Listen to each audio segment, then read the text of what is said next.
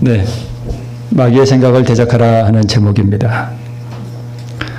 자, 우리 사람은 생각을 담는 그릇입니다. 여러분, 하루를 살아가면 많은 생각들이 떠오르죠? 네. 누구의 생각을 많이 하고 또 누구의 생각을 받아들이느냐 하에 따라서 우리의 신앙과 삶이 많이 달라집니다.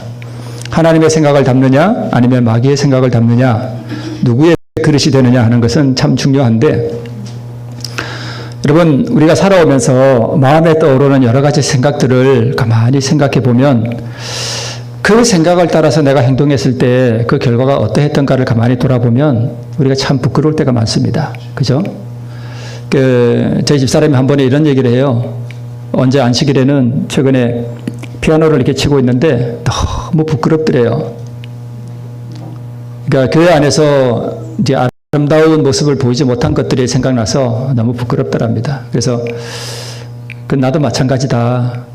어떨 때는 정말 얼굴을 들 수가 없다.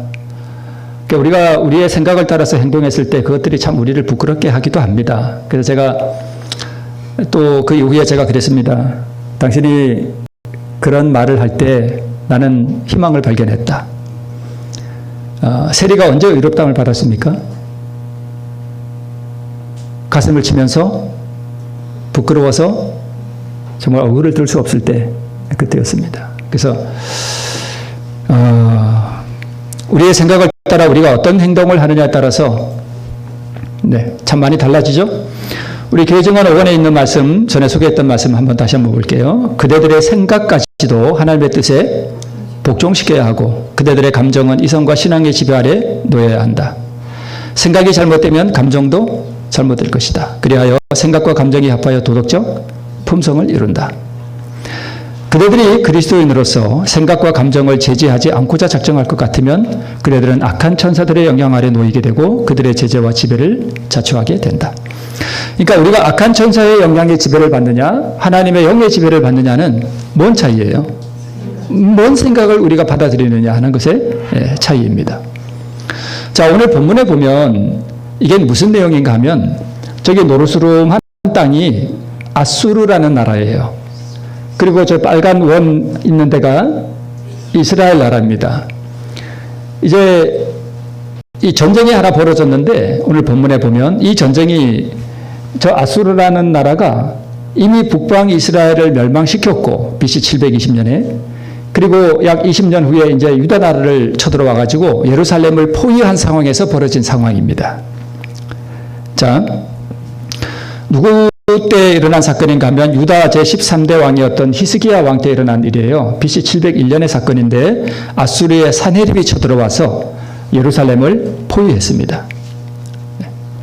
자, 사네립의 신하 랍사게가 낙담과 이간에 뭘로 공격하냐 하면 말로 공격해요. 참 이상한 전쟁입니다. 칼과 활이 등장하지 않고 물리적인 충돌이 없어요. 뭐만 등장하는가 하면 말만 등장해요. 여러분, 전쟁에 말이 필요하지 말이 필요하나요? 그죠? 전쟁에 행하는 말 타고 전쟁하지 무슨 말이 필요해? 갖다 그냥 때리면 되지, 그죠? 그게 전쟁이지. 근데 성경에 많은 전쟁 이야기가 나오는데 오늘 이 본문에 나오는 이 아수르와 이스라엘의 유다의 이 전쟁은 활과 칼이 등장하지 않고 말이 등장해요. 자, 그런데 말로 싸우는데 한쪽만 일방적으로 떠들어요. 한쪽만 일방적으로 막 떠들다가 몰살당합니다. 그리고 한쪽은요, 아무 말이 없습니다. 한쪽은 오늘 본문에 나오죠. 한쪽은 아무 말이 없습니다. 네. 자, 사네립의 신하가 유다 방언으로 크게 소리질러 예루살렘 성 위에 있는 백성을 놀라게 하고 괴롭게 하여 그 성을 점령하려 하였는데, 이게 가장 핵심되는 구절입니다. 사네립의 신하가 누구냐 하면 랍사게예요. 이 랍사게가 예루살렘을 포위한 다음에 이 성 안에 있는 백성들을 낙담을 시키고 놀라게 하고 하는데 뭘로 하는가 하면 말로 합니다. 여기에 사내립은 마귀를 표상하고요. 랍사개는 당연히 마귀의 종을 상징합니다. 자, 제가 여기서 설교를 하고 있지만, 그리고 제가 참 부끄럽지만 목회자라고 하는 이 직분을 가지고 있지만, 저도 마귀에게 쓰임을 받을까요? 받습니다. 언제 받을지 몰라요. 그리고 제가 그걸 많이 경험합니다. 아, 내가 마귀에게 쓰임 받았구나. 설교하는 도중에도 그렇게 될 수 있어요.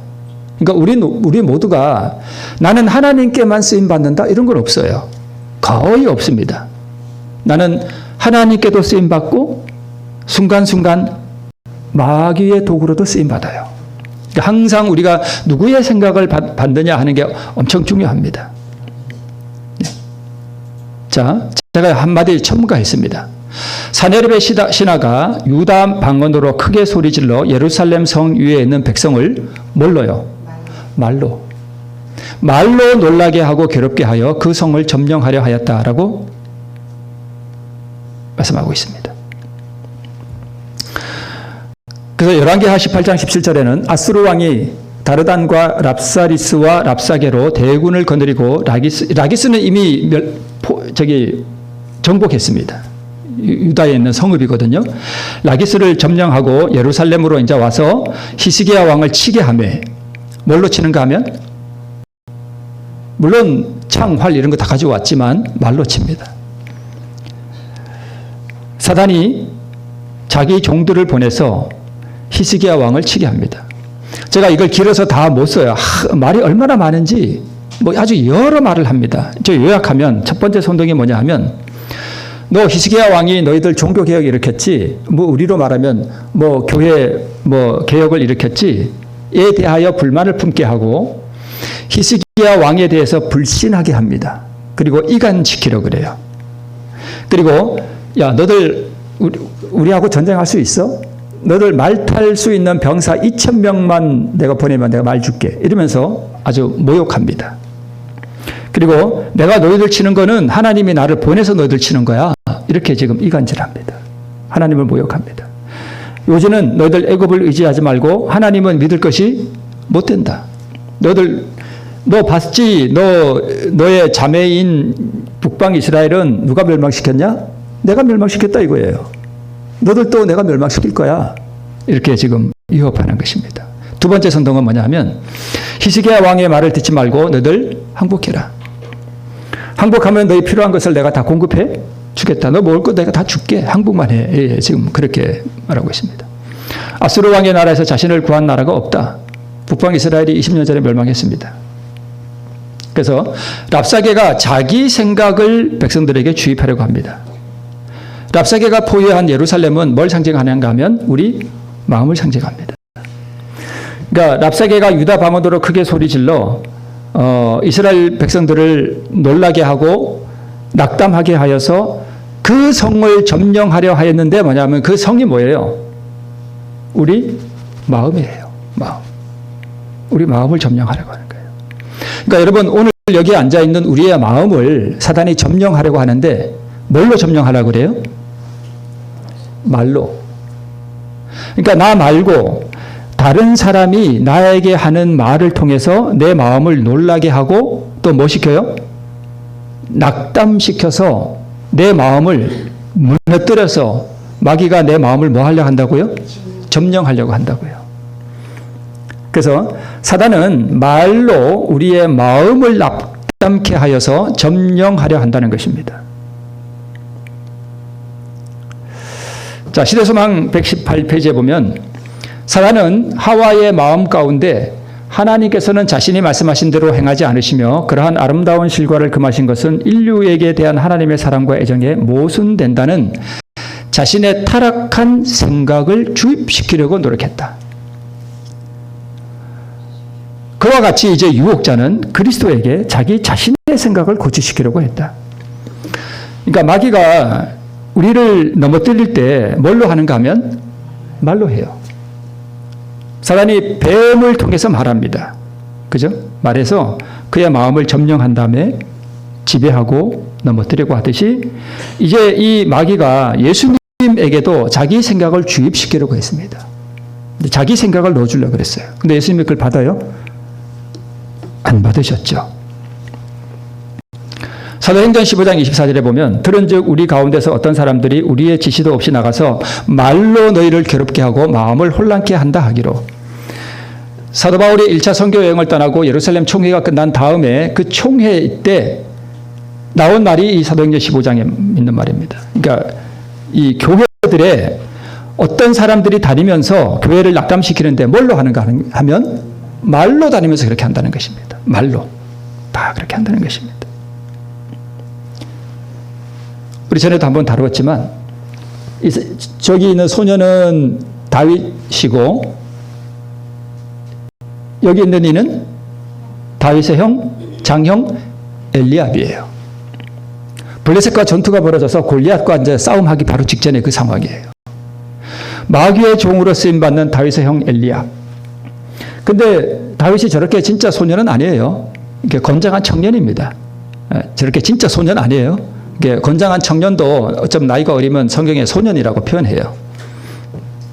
자, 사단은 골리앗을 대적할 수 있는 진정한 믿음의 용사가 왔다는 것을 알아봅니다. 그래서 얼른 자기의 도구를 하나 고릅니다. 누구를 사용해요? 자기하고 성품이 아주 비슷한 엘리압을 사용합니다. 그래서 말로 다윗을 놀라게 하고 괴롭게 하여 그 마음을 점령하고자 했습니다. 그래서 사단이 다윗의 마음을 점령하면 다윗이 골리앗과 싸울 수 없어요. 그래서 그걸 알고 그렇게 하는 것입니다. 그래서 이 장형 엘리압이 다윗에게 뭐라고 말하는가 하면 네가 어찌하여 이리로 내려왔느냐. 누가 보내서 왔어요? 그 아버지 이새가 보내서 왔거든요. 그죠? 들에 있는 몇 양을 네게 맡겠느냐. 나는 내 교만과 내 마음의 완악함을 아노니 내가 전쟁을 구경하러 왔도다.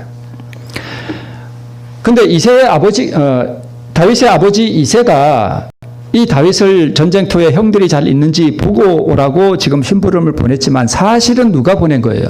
하나님께서 보내셨어요. 왜 보내셨는가 하면 골리앗이 나와서 뭐라고 말해요? 나와 싸울 녀석들이 너희 중에 있느냐? 내가 이기면 너희들이 진 거고 나와 싸워서 대표 한 사람만 보내라 이거예요. 대표 한 사람만 보내서 나를 이기면 너희들이 이긴 거고 그렇게 얘기하잖아요. 그죠? 골리앗이. 그래서 하나님께서 누구를 보내신 거예요? 다윗을 보내신 거예요.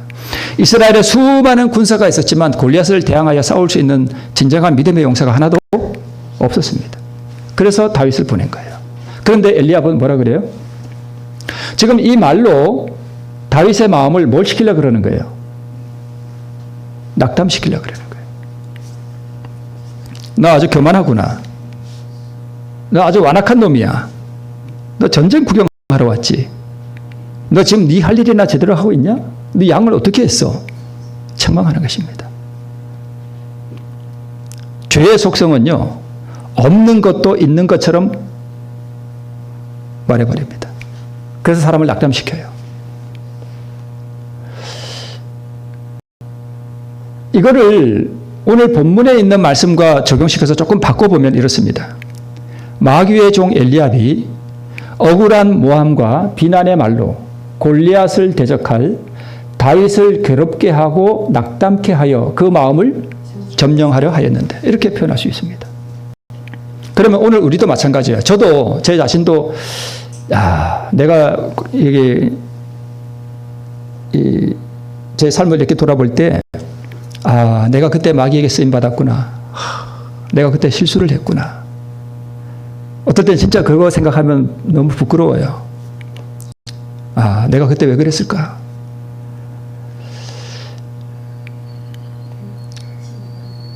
그래서 우리가 내가 남을 낙담시킬 수 있는 마귀의 종의 역할을 하기도 하고 또 내가 다른 사람에게 마귀의 종의 어떤 말을 듣고 내가 또 낙담할 수도 있고 누구 잘하고 누구 잘못하고 지금 그런 게 아니에요. 그래서 사단은 우리를 낙담시키고 우리의 신앙을 무너뜨리기 위해서 누구를 사용할 수 있을지 살펴봅니다. 이렇게 살펴봐요. 당연히 그러겠죠. 그러니까 사단은 이 교회를 무너뜨리려고 그래요. 그죠? 그래서 누구를 사용할까? 누구를 사용할까 많이 본다고요.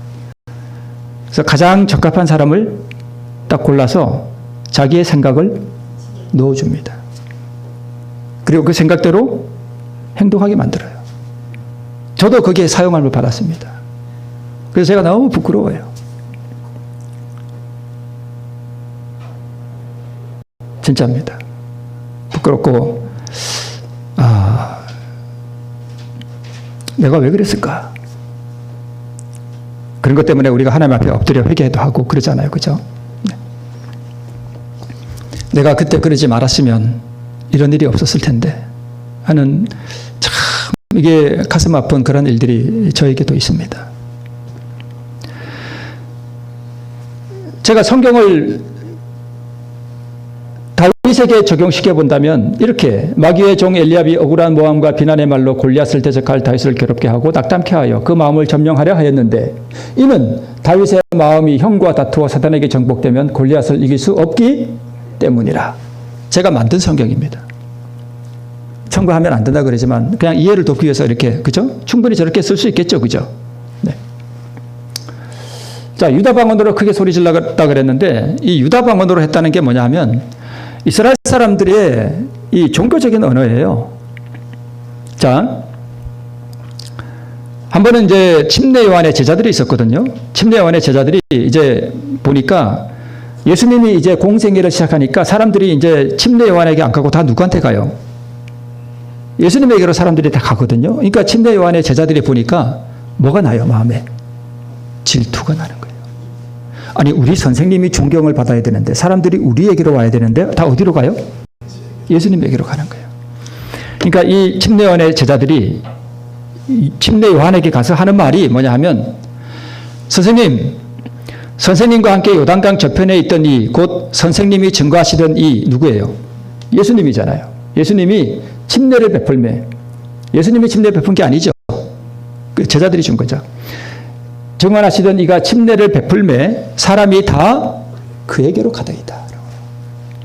웬만한 사람 같으면요, 뭐 할까요? 질투가 확 올라올 거예요. 그죠? 아, 이제 나는 별 볼 일 없는가? 뭐가 될까요? 낙담돼요. 침례 요한의 그 위대한 침례 요한의 제자들도 지금 뭐에 쓰임 받은 거예요? 마귀에게 쓰임 받는 거예요. 저런 말을 하면 될까요? 안 될까요? 안 돼요. 자기 딴에는 요한을 뭐 한다고? 위한다고 하는 말이 요한을, 우리가 흔히 그렇게 이 생각이 좀 짧으면 그렇게 할 수 있습니다. 그리고 우리가 다 어리석어요. 제가 가수 이야기하면 안 되는데 나훈아 그 뭐죠? 제목은 모르겠네. 너나 나나 우리 모두 다 뭐 어리석다 하는 그런 가사가 있어요. 다들 노래 부른 척하고 앉아 계시네. 모르세요? 예, 진짜 모르시는 줄 제가 압니다. 언제 뭐 그런 거 듣고 있겠어요? 그죠? 네. 진짜 모르시죠? 네. 저만 아는 것 같으네요. 네. 네. 그러니까 위한다고 하는 말이 오히려 침례 요한을 무너뜨릴 수 있는데 침례 요한은 그 말을 받지 않았습니다. 유다 방언은 종교적 언어고 믿음과 신뢰와 하나님과 또 예배와 관련된 것이고, 그래서 이스라엘 백성들이 놀라게 하고 또 괴롭게 할 언어는 신앙과 신뢰심을 흔드는 말이에요. 이런 말을 통해서 그렇게 한다는 것입니다. 요한의 제자들은 불평하면서 그에게로 와서 이렇게 말했다. 랍비여, 선생님과 함께 요단강 저편에 있던 자, 곧 선생님이 증거하시던 자가 침례를 주매 사람이 다 그에게로 가더이다. 사단은 뭘 통해서요? 이러한 말을 통하여 요한에게 뭘 가져다 줬어요? 시험을 가져다 줬습니다. 그러니까 침례 요한의 제자들이 마귀에게 쓰임 받은 게 맞죠? 네. 요한의 사명이 비록 거의 끝나는 것처럼 보였을지라도 요한은 얼마든지 자기 연민에 빠져가지고 슬픔과 실망을 표시하고 불화의 씨를 뿌렸더라면 예수님의 복음 사업이 어떻게 될까요? 심각하게 방해를 받았을 것입니다. 그런데 요한이 위대한 게 뭐냐 하면 그는 흥하여야 하겠고 나는 쇠하여야 하리라. 사단은 침례 요한의 제자들을 이용하여 요한의 마음을 괴롭게 하고 그 마음을 점령하려고 했습니다. 유다 방언이라 하면 가장 기독교적인 언어예요. 지금 했던 말들이 다 기독교적인 언어잖아요. 그래서 교회 안에서의 일로 통용되는 언어와 관련된 상황을 이용한다는 의미입니다. 침례 요한이 이거 한번 생각해 보십시다. 침례 요한의 마음에 질투가 전혀 없었을까? 우리는 모릅니다. 그는 침례 요한과 하나님만이 아십니다. 그런데 우리가 한 가지 유념해야 할 것이 뭐냐 하면 이럴 수도 있었어요. 그 순간 침례 요한의 마음에 질투가 올라왔을 수 있습니다. 순간적으로 탁 올라왔는데 침례 요한이 어떻게 했을까요? 제가 이걸 침례 요한을 깎아내리거나 하기 위해서가 아니라 사람은요 죽을 때까지 뭐가 있을까요? 자아가 있어요. 얼마든지 올라올 수 있습니다. 그 위대한 사도 바울도 오호라라고 고래의 부르짖음을 부르짖었다면 침례 요한도 얼마든지 그럴 수 있습니다. 그런데 그 마음속에서 올라오는, 그래서 여러분 정말 중요한 게 뭐냐 하면 마음속에서 이러한 충동이 올라오는 것 자체는 문제가 아니에요. 근데 문제는 그것을 사용하느냐 사용하지 않느냐에 우리의 신앙의 운명이 갈라집니다. 거듭난 사람은 이걸 사용하지 않습니다. 거듭나지 않은 사람은요 그냥 사용해버려요. 중요한 것은 그것입니다.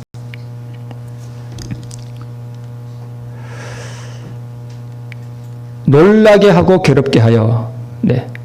참 특이한 전쟁이에요. 오늘 본문에 나오는 전쟁은 말로 하는 전쟁입니다. 사람을 힘들게 하고 괴롭게 하여 낙담케 하는 것은 주로 뭐예요? 말입니다. 하나님께서 뭘로 세상을 창조하셨어요? 말씀으로 세상을 창조하셨고요. 그 말씀에 능력이 있습니다. 말씀 안에 생명과 능력과 의와 구원과 희망과 용기와 힘이 다 있습니다. 정말 힘들고 낙담한 사람에게 가서 아무개 그래 내가 다 알아. 내가 이해해. 그럴 때 우리가 얼마나 힘이 돼요. 뭐가 그렇게 힘을 줘요? 말이 그렇게 힘을 준다고요. 그래 용기를 가져. 그럴 수도 있지 뭐. 신정원이라고 그 유명한 그 사람 있죠. 왜 탈옥해가지고 도망 다니다가 그 잡힌 사람. 이 XX야 돈 없는 놈이 왜 학교를 왔어? 그러면서 그 담임 선생님이 했던 말, 그 말을 딱 들을 때 신창원이 뭔 얘기를 했냐면 담임 선생님이 그런 얘기할 때 자기 속에 악마가 들어왔다 그랬습니다. 진짜 그렇게 표현했어요. 그러니까 그 말이 그 한 사람을 그렇게 만드는 거예요. 그 담임 선생님이 그렇게 만드는 겁니다. 그러면 사단 또 뭘로 역사할까요? 말로 역사합니다. 자기 종을 이용합니다. 저도 이용당했고 어느 누구도 사용할 수 있습니다. 그렇죠? 네. 베드로를 이용해서 예수님을 뭐 시켜요? 낙담시킵니다. 그래서 예수님은 뭐라 그래요? 사단아 내 뒤로 물러가라. 그러니까 예수님이 그렇게 사랑하시고 예수님을 순종하고 따르던 베드로도 마귀에게 순간적으로 이용당했습니다. 네. 모든 괴로움과 낙담과 절망과 좌절이 다 뭘로 역사해요? 말로 역사합니다.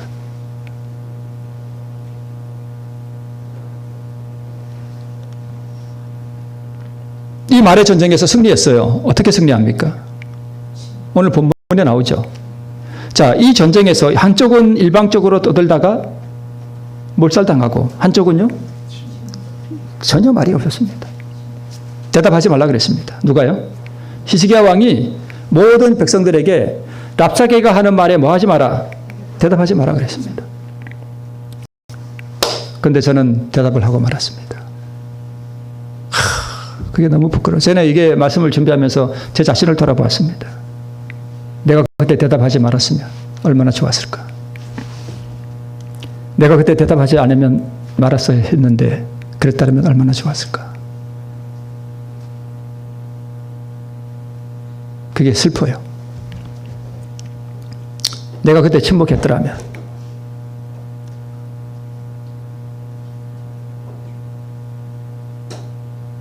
내가 그때 침묵했더라면.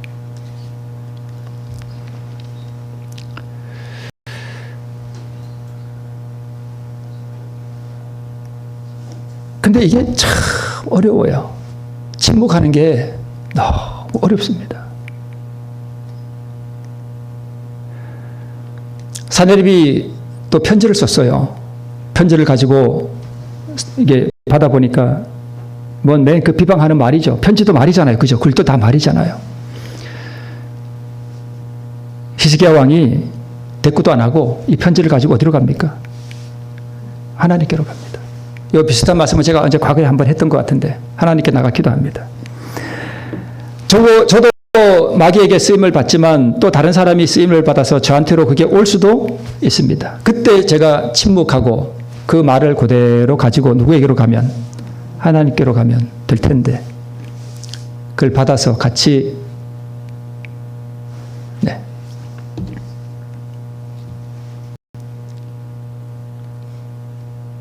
이렇게 했습니다. 편지가 지금 3장으로 그려져 있는데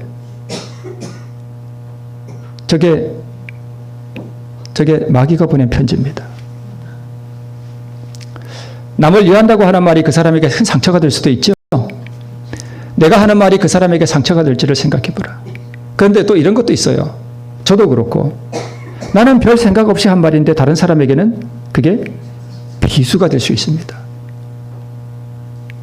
내가 옮기는 말이 상대방을 낙담케 하는 말이 아닌가 좀 생각해 볼 필요도 있고 내가 하는 말이 굳이 하지 않아도 될 말은 아닌가 또 생각해 볼 필요가 있습니다. 세상에 흔히 통용되는 말로 이런 게 있습니다. 이 말을 할까 하지 말까 하면 하지 말아요. 네. 이 말을 해줄까 말까 하고 망설여지면 뭐 하면 돼요? 안 하면 돼요. 네.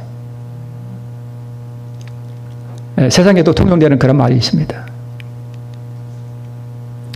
사내립의 신하가 유다 방언으로 크게 소리질러 예루살렘 성 위에는 백성을 놀라게 하고 괴롭게 하여 그 성을 점령하려 하였는데 뭘 점령하려 한다고요? 마음을 점령하려 한다고요. 좌절하게 하고 낙담하게 하고 그래서 네, 참 어렵습니다. 이때 침묵하는 일이 참으로 고통스럽고 어렵습니다. 예수님이 붙잡히셨을 때 사람들이 이렇게 말합니다. 우리가 그의 말을 들으니 손으로 지은 이 성전을 내가 헐고 손으로 짓지 아니한 다른 성전을 사흘 동안에 지으리라 하더라 하되 예수님을 고소하는 거죠. 예수님을 뭘로 치는 거예요? 다 말로 칩니다. 다 말이에요. 너는 아무 대답도 없느냐? 그러니까 예수님이 가만히 계셨어요. 나도 그때 예수님처럼 가만히 있었으면 그때 랍사게가 그렇게 말로 이스라엘 백성들을 그렇게 낙담시키려고 공격할 때 히스기야 왕이 아무 대답도 하지 마라 침묵해라 라고 모든 백성에게 명령했을 때 모든 백성들이 히스기야 왕의 명령을 따라서 한 사람도 거기에 대답하지 않았습니다. 침묵했습니다. 랍사게는 혼자 떠들다가 하룻밤새 다 멸망받았습니다. 예수님이 침묵하고 아무 대답도 아니하시거늘. 네. 우리의 모범이 되시는 그리스도께서는 자신을 변호하고 구원하기 위하여 아무것도 하지 않으시고 당신의 모든 사장을 전적으로 하나님께 맡기셨다.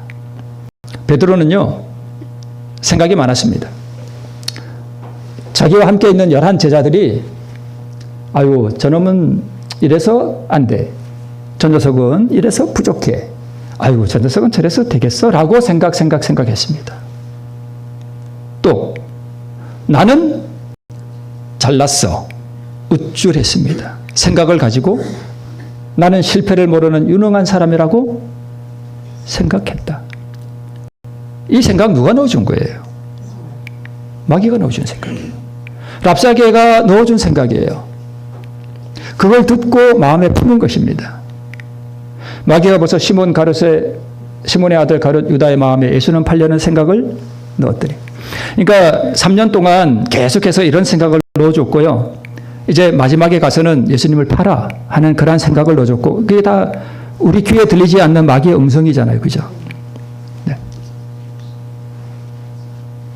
그리고 예수님 팔고 어떻게 했죠? 스스로 목숨을 끊었습니다. 그때 저는 마귀가 이렇게 유다에게 말했다고 생각해요. 야, 너 스승 예수를 팔아먹고 앞으로 무슨 낯으로 너 얼굴 들고 살겠어?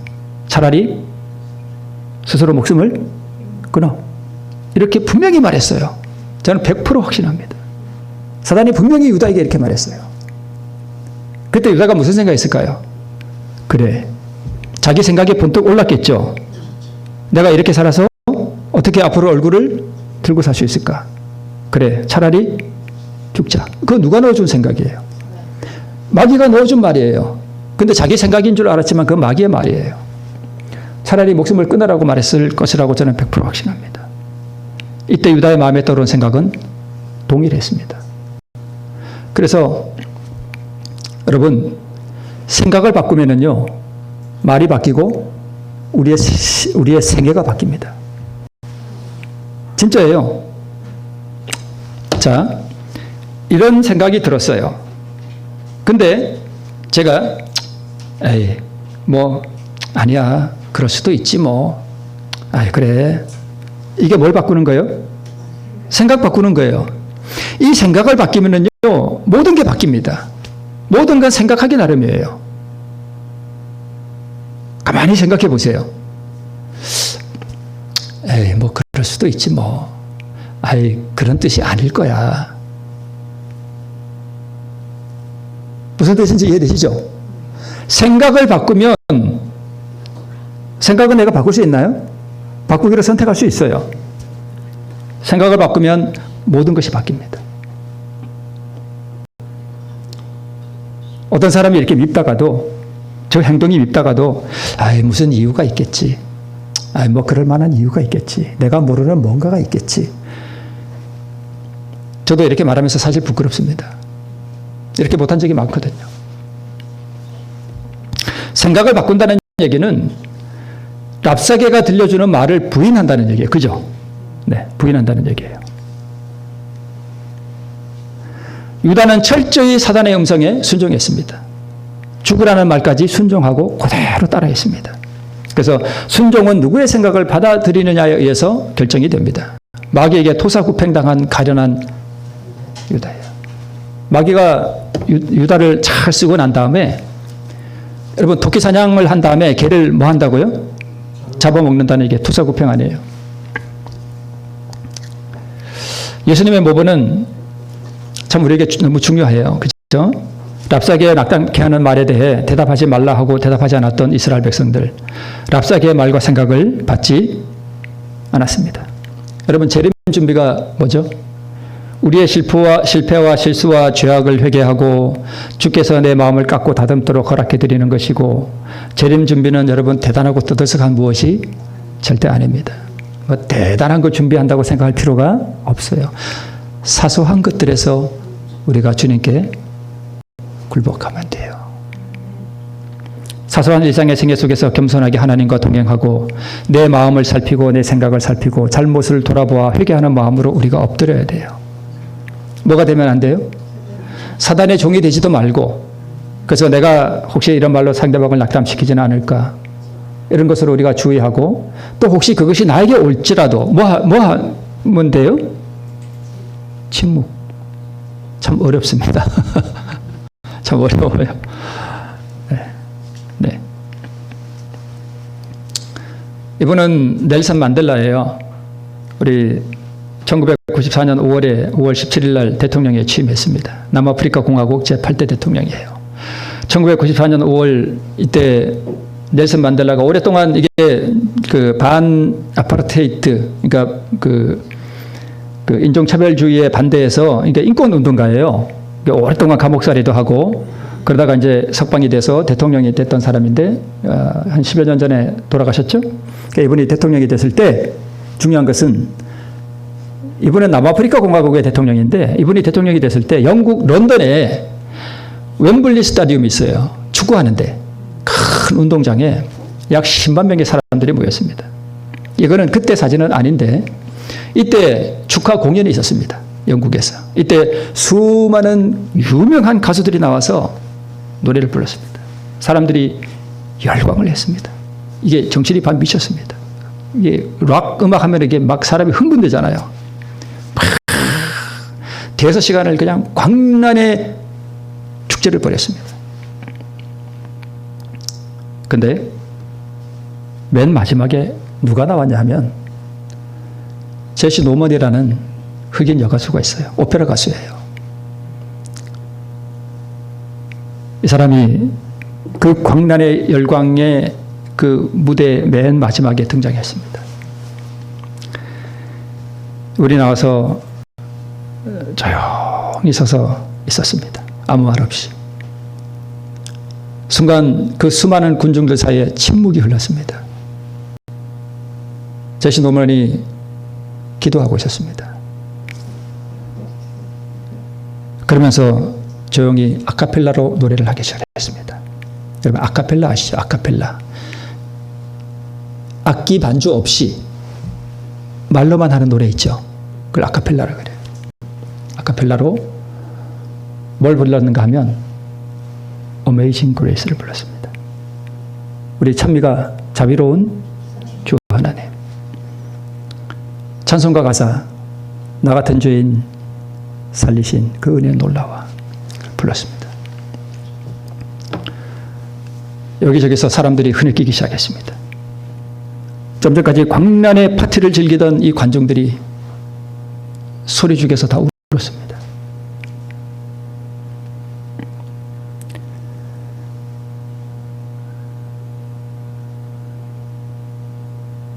무엇이 그렇게 만들었습니까?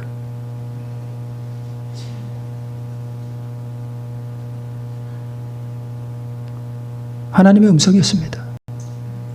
하나님의 음성이에요.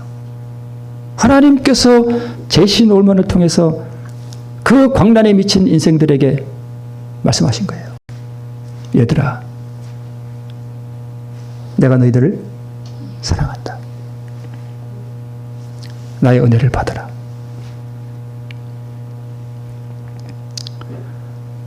한 기자는 이때 있었던 이 사건을 들어서 그 스타디움에 성령이 임했다라고도 기사에 썼습니다.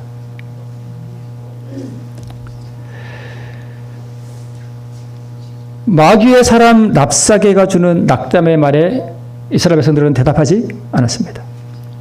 낙담케 하는 마귀의 말을 전하는 종이 되지 않았습니다. 고난과 어려움과 위기의 때에 찬양으로 하나님의 생각을 받았습니다. 이스라엘 백성들이요. 찬양으로 마음을 바치는 기도를 올렸습니다. 은혜의 심령으로 충만케 되었습니다.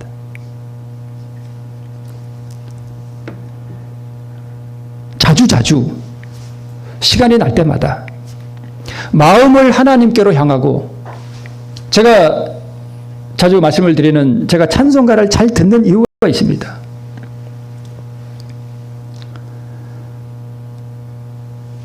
저는 이상하게 이게 저희 집사람은 어떤 노래를 좋아하냐면 진짜 여성스러운 노래를 좋아해요.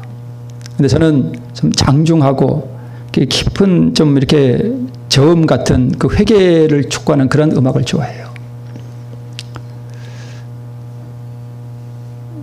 그 음악을 들으면서 그리스도에 대해서 묵상을 하면 정말 깊은 은혜가 밀려옵니다. 그게 우리의 마음을 하늘로 향하고 하나님의 음성을 듣는 통로예요. 여러분, 이 음악의 힘이라고 하는 것은 정말 대단합니다. 정말 대단합니다. 그걸 들으면서 제 마음을 하나님께로 올려드립니다. 그것이 랍사게가 들려주는 음성을 차단하는 아주 훌륭한 도구가 됩니다.